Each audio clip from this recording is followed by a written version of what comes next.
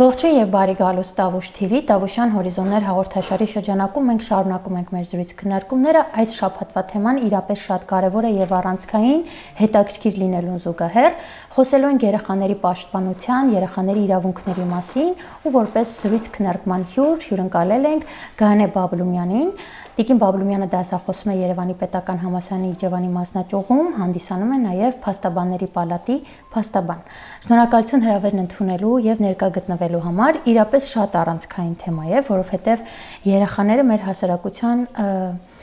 ես էլի եմ առիթ ունեցել ասելու, արժեք ստեղծող, արժեք տարածող եւ արժեք պահպանող կարևորագույն հասարակական շերտ են եւ այս համատեքստում իրենց իրավունքների պաշտպանության մասին խոսելը իրապես կարևոր է։ Բայց միջև խոսելը երեխաների իրավունքների պաշտպանությունից ես ուզում եմ մենք ընդհանուր ներածական խոսենք ինչ ենք հասկանում առհասարակ իրավունք ասելով, որը կլինի այն ամենապարզ, ամենահասկանալի ձևակերպումը, որ կարող ենք տալ այս կատեգորիային։ Բարև ձեզ, ես նույնպես ուրախ եմ հրավերի համար եւ ուրախ եմ հյուրընկալվելու ձեր տաղավարում։ Այո, շատ կարևոր է երեխաների իրավունքները եւ երեխաների իրավունքների պաշտպանությունը, քանի որ երեխաները վաղվա մեր հասարակությունն են։ Այսօրվա առողջ ֆիզիկապես եւ հոգեկան առումով առողջ երեխան վաղվա մեր առողջ հասարակությունն է լինելու։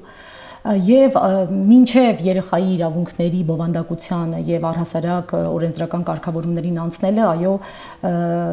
տեղին է խոսել իրավունքի մասին առհասարակ, քանի որ հասարակությունում իրավունքը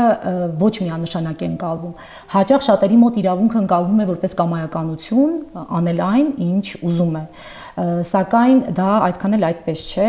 Իրավունքի գիտության մեջ իրավունքի հասկացության վերաբերյալ բազմաթիվ բնորոշումներ կան, բազմաթիվ տեսություններ, ես հիմա այդ տեսություններին այսպես առանձին չեմ անդրադառնա, դրանցից ընդհանրապես մեկին կուզեմ անդրադառնալ, խոսքը իրավունքի ծագման բնաիրավական տեսության մասին է, բնական իրավունքի տեսության մասին է։ Ըստ բնական իրավունքի տեսության իրավունքը դա բնական իրավունքն է։ Այն իրավունքն է, որը գոյություն ունի մարդու սուբյեկտիվ կամքից անկախ։ Դիցուք կարող եմ օրինակ բերել, օրինակ անձի կյանքի իրավունքը կամ ապրելու իրավունքը։ Այսինքն անձը ծննդյան պահից ունի ապրելու կյանքի իրավունք, անկախ որևէ մեկի սուբյեկտիվ կամքից, այսինքն այդ իրավունքը գոյություն ունի օբյեկտիվորեն։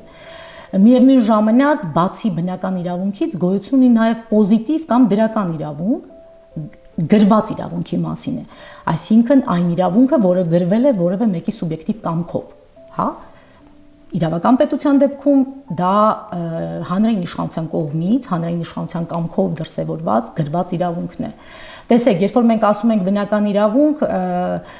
իրավունքը կլինի այս դեպքում վերացական եւ պատրանքային, եթե մենք չունենանք գրված իրավունքը, այսինքն եթե մենք այդ իրավունքի իրացման եւ այդ իրավունքի խախտման վտանգ առաջանալու կամ խախտվելու դեպքում պաշտպանության մեխանիզմ եթե չունենանք, դրական կամ գրված իրավունքով է այդ մեխանիզմը սահմանվում։ Արդեն գրված իրավունքը հանրային իշխանության կամքով արտահայտված իրավունքն է, որը իր նորմատիվային ձևի մեջ պետք է համապատասխանի արդարության համամարտկային պահանջներին, պետք է համապարտադիր բնույթ կրի բոլորի համար եւ պետք է անպայման ապահովված լինի հարկադրանքի մեխանիզմով։ Այսինքն յուրաքանչյուր նա, ով կխախտի որևէ մեկի իրավունքը կամ վտանգ կստեղծի դա խախտելու համար, ապա մենք նրան կսպառնանք հարկադրանքի մեխանիզմով եւ անբարենպաստ հետևանքներով իր համար։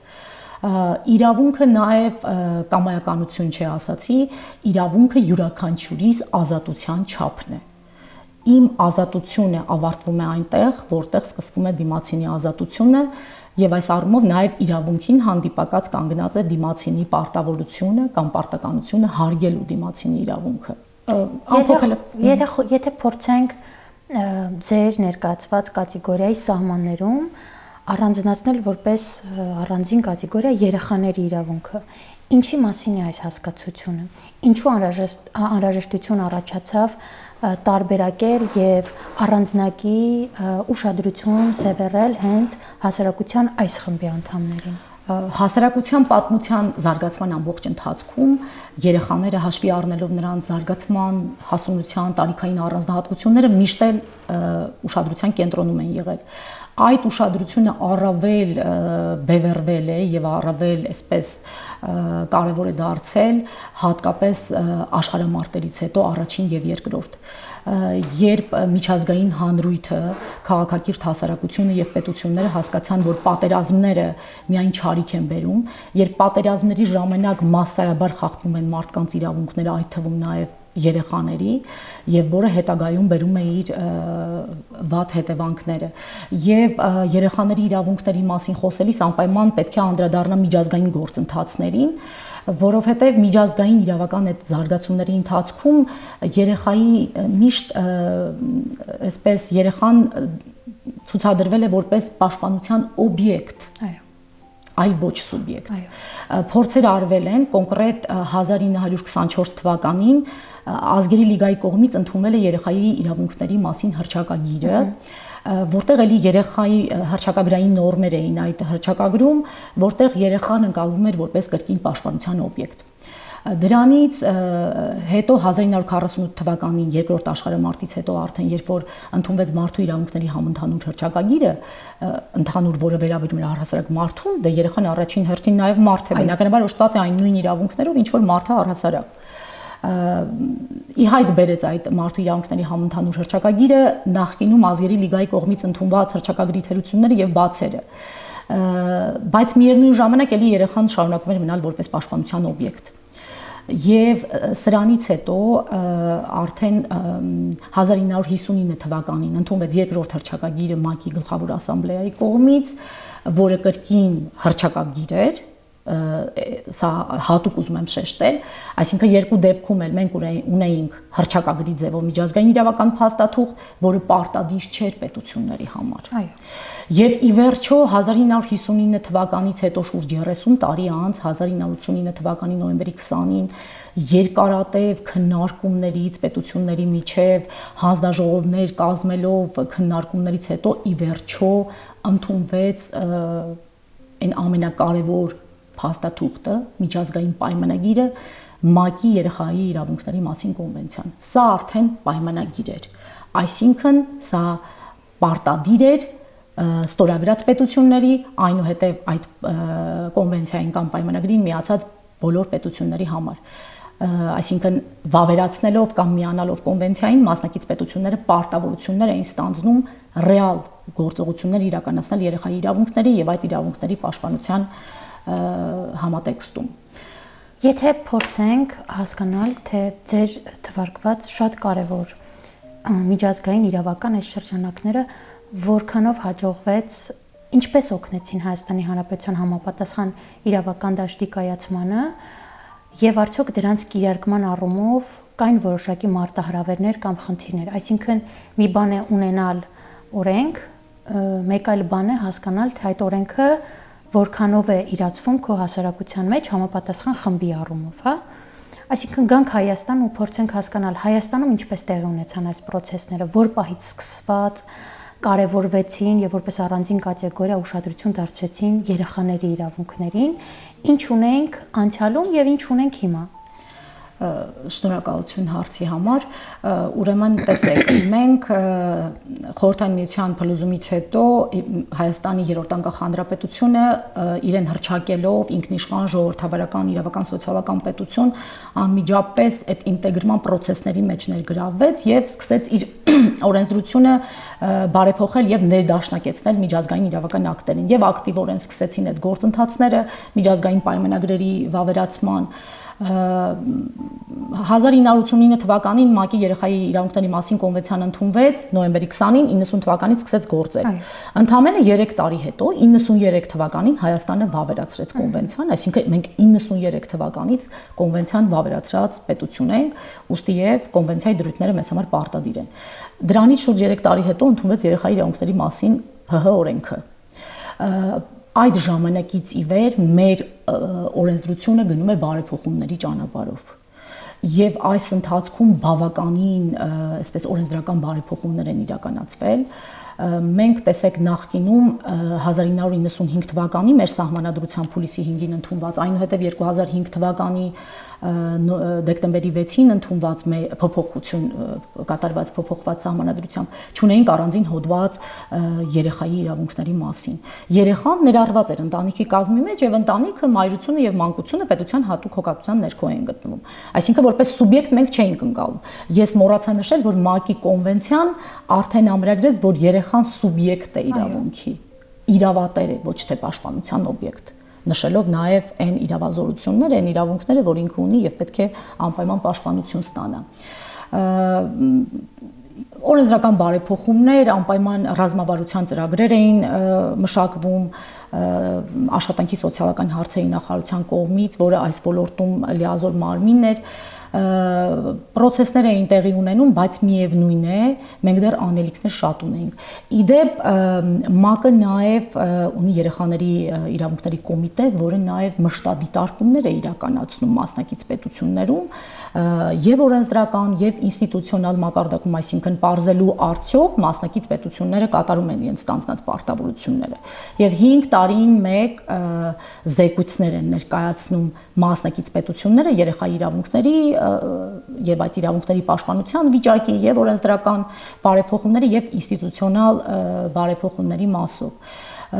2015 թվականին արդեն մեր նոր ընդունված սահմանադրությունը արդեն առանձին հոդված նվիրեց երեխայի իրավունքներին, սա շատ կարեւոր է ընդգծել։ Ներքամս որքանով է լավարկվել ՀՀ օրենսդրությունը կապված երեխաների պաշտպանության հետ, ու այս հարցը տալիս եմ այն համատեքստում, որ երեխաները ցավոք սրտի շատ հաճախ ներգրավում են ամենատարբեր հանցագործությունների մեջ կամ խախտվում են նրանց իրավունքները, օրինակ երեխաները բռնության են ենթարկվում եւ այլն եւ այլն եւ այլն։ Եվ որոնք են այն կառույցները Հայաստանի Հանրապետությունում, որոնք զբաղվում են երեխաների իրավունքների պաշտպանությամբ։ Շնորհակալություն հարցի համար։ Պետք է նշեմ, որ Հայաստանի Հանրապետությունում մեր ներպետական օրենսդրությունը գնալով միջազգային իրավական փաստաթղթերի հետ ներդաշնակեցման այդ ճանապարհով բավականին բարեփոխվել է։ Կարող եմ նշել 2022 թվականին մի շարք մեր օրենսգրքերում կատարված բարեփոխումները, խոսքը քրեական վարույթի քրեական գործընթացների մասին է, երբ անչափահասները, երեխաները ներգրավված են լինում մեղադրյալի տուժողի կամ վկայի կարգավիճակում քրեական վարույթի շրջանակներում, ընդունվեց 2022 թվականի հուլիսի 1-ին ընդունվեցին նոր օրենսգրքեր, քրեական օրենսգիրք, քրեական դատավարության օրենսգիրքը եւ քրեակատարողական օրենսգիրքը, որոնցում բավականին մեծ նորամուծություններ եղան, անչափահասների վերաբերյալ վարույթների շրջանակներում, օրինակ ներդրվեց անչափահասների մասնակցությամբ որակավորված հոգեբանի պարտադիր մասնակցությունը, որը շատ կարևոր ուրեմն փոփոխություն էր եւ Արդարացության նախարարությունում համապատասխան որակավորում անցնելուց հետո տվյալ մասնագետը պարտադիր որպես հոգեբան մասնակցում է քրեական վարույթի շրջանակներում անչափահասների մասնակցությամբ իրականացվող քննչական եւ դատավարական գործողություններին, սա շատ կարևոր է եւ նաեւ ուրեմն ինչն էր նաեւ այդ բարեփոխումների մեջ կարևորը, որ հարկ եմ համարում նշել, որ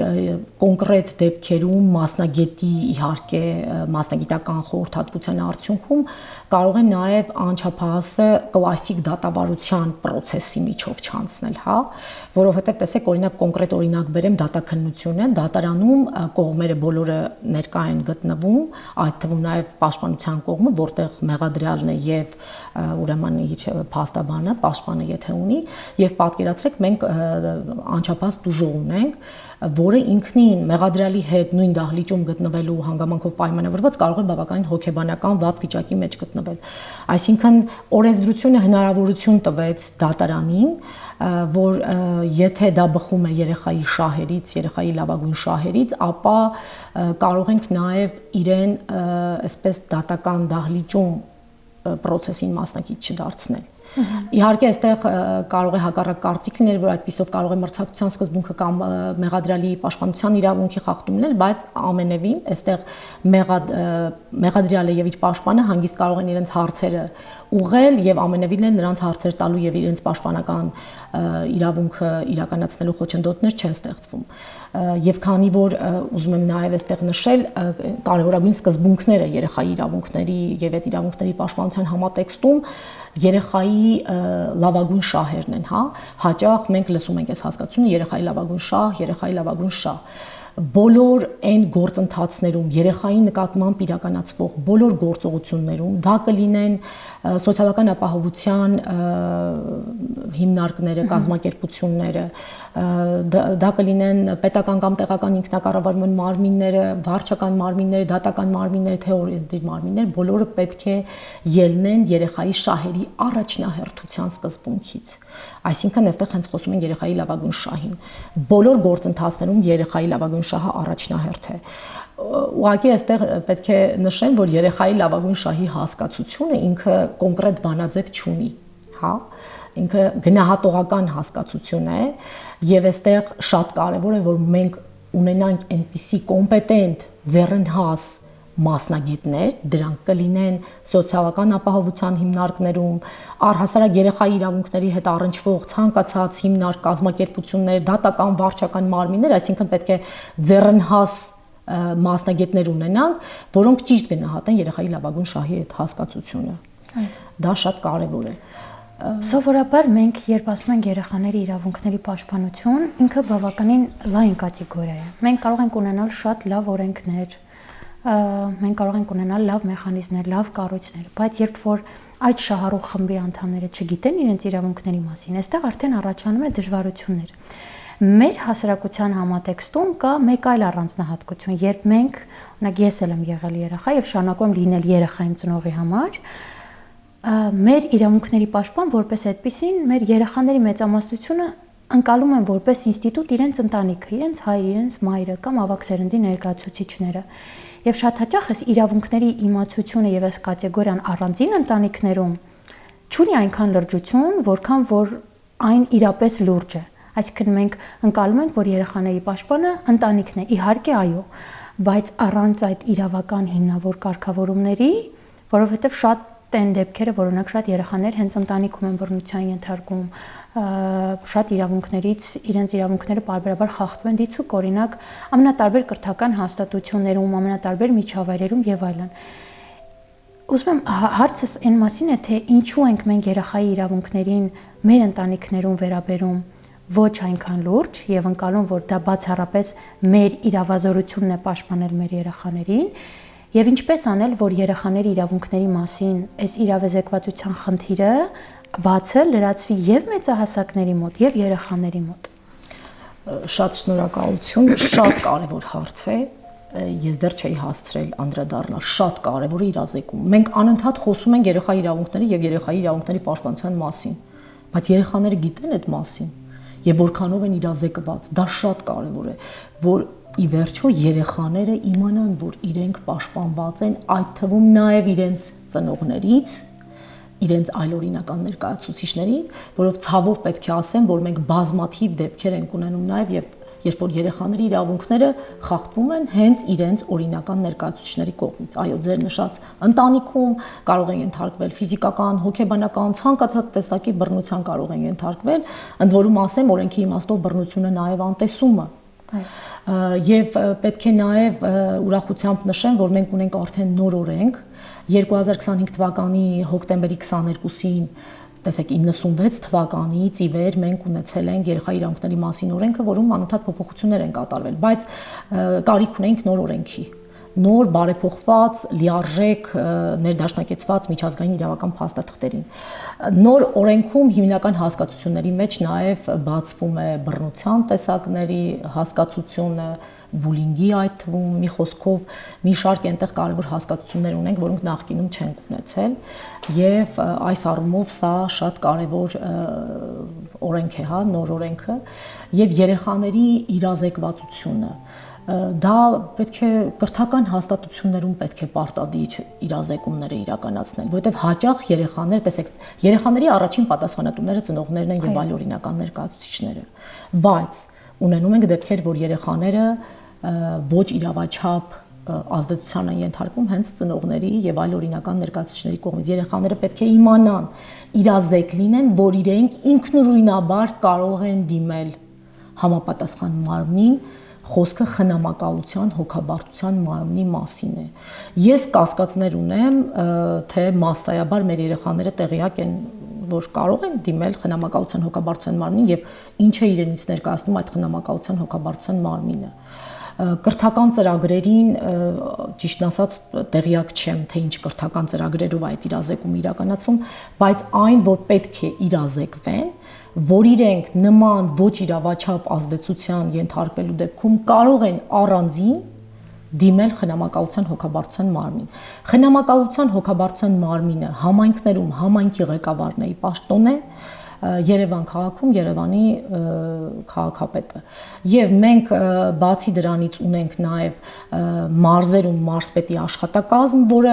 որոշակի լիազորություններ ունի երեխայի իրավունքների եւ այդ իրավունքների պաշտպանության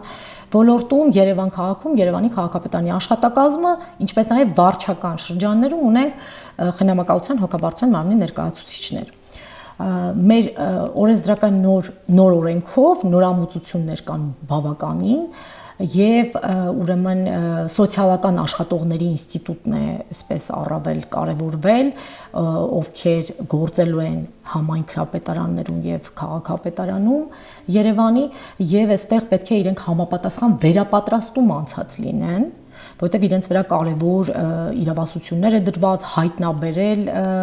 ուրեմն կյանքի դժվարին իրավիճակներում հայտնված երեխաներին, այն երեխաներին, ովքեր այլընտրանքային խնամքի կարիք ունեն, այսինքն իրենց պետք է վերցնել կենսաբանական ընտանիքներից եւ խնամակալության հանձնել կամ տեղավորել խնամքի կենտրոններում, շուրջօրյա խնամք կազմակերպող կազմակերպություններում, այսինքն շատ կարեւոր է այս նորամուծությունը, պարզապես քանի որ պետք է ենթաօրենսդրական ակտեր ընդունվեն ի կատարումն էս մեր նոր ինստիտուտների, հա, դեռևս տեսանելի արդյունքներ դեռևս չունենք, բայց շատ կարևոր է։ Ես հույս ունեմ, որ մոտ ապագայում, երբ որ արդեն կոնկրետ ենթաօրենսդրական ակտեր ընդունված կլինեն եւ մենք կունենանք առավել ձեռնհաս, առավել երեխայի իրավունքների եւ իրավունքների պաշտպանության ոլորտում վերապատրաստված մասնագետներ առավել գործուն միջոցներ կձեռնարկեն եւ արդյունքներ անպայման կունենանք։ Դպրոցներում մենք անցնում ենք հասարակագիտություն առարկա, որի շրջանակում հենց իրավագիտակցության հետ կապված մի շարք իրավունք, պարտականություն եւ այլն մի շարք թեմաներ են ուսումնասիրում, դրա համար պետք է հորդորենք մեր աշակերտներին, որ լավ սովորեն եւ լուրջ վերաբերեն այս առարկային, եւ իմ ասած նախորդ հարցին ինձ համար շատ կարեւոր է ընդգծել մի հանգամանք։ Երբ ասում եմ ընտանիքում կարևորել երեխայի իրավունքը, ես չեմ ուզում մենք ընկնենք այն ծայրահեղության գիրկը, որ մեր երեխան ուզում է մեզ դատի տալ, որովհետև շատ հաճախ, երբ մենք խոսում ենք այս հասկացության մասին ընտանիքներում երեխաների իրավունքների իմացության մասին, շատ հաճախ մենք մեզ տանում ենք այդ ծայրահեղությունը եւ համեմատություններ ենք անում մի շարք այլ երկրներում շատ իրավիճակների հետ, որոնք ըստ էության աղերս չունեն մեր հասարակության մեջ այն հարաբերությունների հետ, որ մենք ունենք մեր ծնողների հետ, մեր ընտանիքներում։ Դրա համար իրապես որպես ծնող շատ կարևոր է գիտակցել, որ քո երեխան եթե գիտի իր իրավունքը, դա առաջինը իր պաշտպանության մասին է խոսում, հետո նոր մնացյալ բոլոր իրողությունների, իսկ ցանկացած ծնողի համար կարծում եմ առանցքային ու կարևոր է, որ իր երեխան լինի պաշտպանված։ Դրա համար շատ կարևոր է այս իրավունք հասկացությունը, ինչպես դուք ձեր խոսքի ներածական մասում նշեցիք, մեզ մոտ չընկալվի ամենաթողություն եւ ամեն ինչ անելու հատկություն կամ հնարավորություն։ Սովորաբար ես մեր հաղորդումների վերջում խնդրում եմ, որ մեր հյուրը որոշակի ուղերձով դիմի մեզ լսողներին, որ կլինի ձեր մասնագիտական, ձեր աշխատանքային փորձի կամ այն իրավիճակների եւ դեպքերի հիման վրա, որ կարծում եք, որ այդ մեսիջը շատ օգտակար կլինի, եթե լսեն մեզ հետևողներն ու դիտողները։ Առհասարակ մարդու իրավունքների խախտման պատճառների մեջ կարևոր եթե ոչ առաջնային տեղ է գրավում այն, որ մարդը ինքը չգիտի իր իրավունքները։ Ուստի ես համատեքստում ես խորհուրդ եմ տալիս իմանալ իրենց իրավունքները, որպեսզի առավելագույնս ապահովված լինեն չարաշահումներից եւ չխախտվեն այդ իրավունքները։ Շնորհակալություն, Տիկին Բաբլումյան։